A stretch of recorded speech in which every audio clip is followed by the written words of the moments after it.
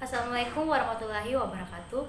Perkenalkan, saya Amalia Rahmat, mahasiswi Stika Sumedang Wilayah Kendari, program studi kesehatan masyarakat. Nah, pada kesempatan kali ini, saya akan memberikan penjelasan mengenai bagaimana sih dampak COVID-19 ini terhadap ekonomi, baik dari segi perekonomian masyarakat dan ekonomi kesehatan. Baik, langsung saja tanpa perlu berlama-lama, mari kita masuk pada pembahasan. Sebelum kita masuk pada materi inti, di sini saya akan terlebih dahulu membahas mengenai apa sih pengertian dari COVID-19 ini. Nah, virus corona merupakan virus yang menyerang sistem pernapasan. Penyakit akibat infeksi dari virus ini disebut dengan COVID-19. Penyakit ini bisa menyebabkan gangguan ringan pada sistem pernapasan, kemudian infeksi pada paru-paru, bahkan hal mengerikan bisa menyebabkan kematian. Penyakit ini bisa menyerang siapa saja termasuk lansia, dewasa, anak-anak, bayi, termasuk ibu hamil dan ibu menyusui. Nah, itulah tadi beberapa penjelasan sedikit mengenai pengertian dari COVID-19. Selanjutnya mari kita masuk pada materi inti. Seperti yang sedang kita rasakan saat ini, bahwa pandemi virus corona mempengaruhi berbagai aspek, terutama pada kondisi kesehatan dan perekonomian negara. Dampak ekonomi akibat pandemi saat ini berakibat pada naiknya sejumlah komoditas impor dari negara lain. Nilai tukar rupiah terus melemah tajam, kemudian pasar bursa pun ikut meradang seiring dengan laju indeks harga saham gabungan.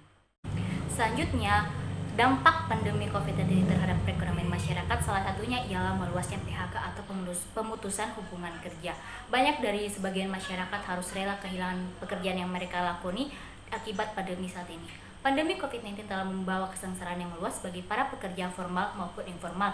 Terlebih berdasarkan referensi yang saya dapat yakni kompas.com, Kementerian Keuangan mencatat setidaknya ada lebih dari 1,5 juta jiwa pekerja harus dirumahkan dan terkena PHK. Dari angka tersebut, 90% dirumahkan dan 10% sisanya harus terkena PHK. Kemudian muncul pertanyaan, mengapa mereka terkena PHK? Karena di tengah pandemi saat ini, banyak perusahaan yang berhenti beroperasional sehingga mengakibatkan mereka harus mem-PHK para pekerjanya. Kemudian, akibat dari meluasnya PHK tersebut menimbulkan atau meningkatkan angka kemiskinan dan pengangguran tersendiri bagi Indonesia. Selanjutnya, dampak COVID-19 terhadap ekonomi kesehatan yaitu ada pada pelayanan kesehatan. Rumah sakit dan puskesmas mengalami penurunan produksi. Nah, produksi yang dimaksud dalam hal ini ialah jasa pelayanan bagi pasien selain pasien COVID-19. Kemudian muncul pertanyaan, mengapa hal tersebut bisa terjadi?